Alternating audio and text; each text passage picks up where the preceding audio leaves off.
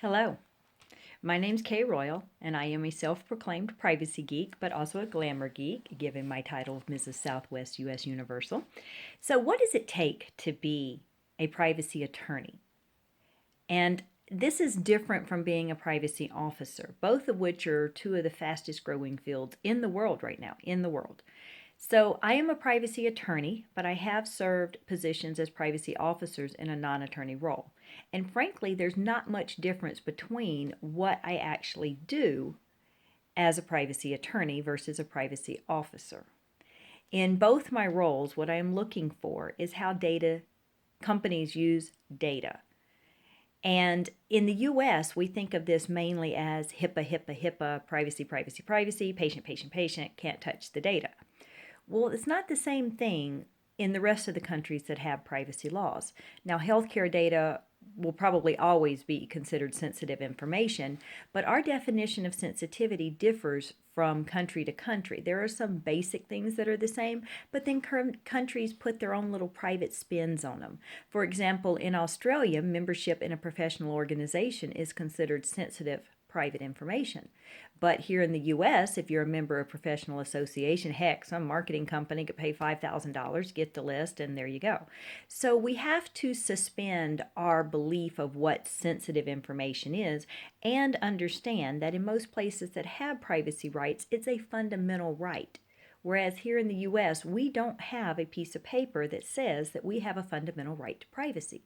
Therefore, in the US, we have privacy on the basis of sectors.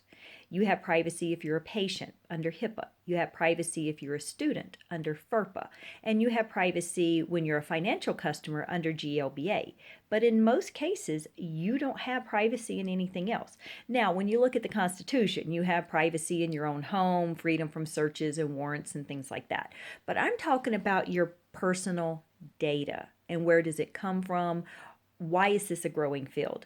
Well, it's because in this world of big data and Internet of Things, where data is proliferated across the globe in not even the blink of an eye. I can think of blinking my eye and it's already gone.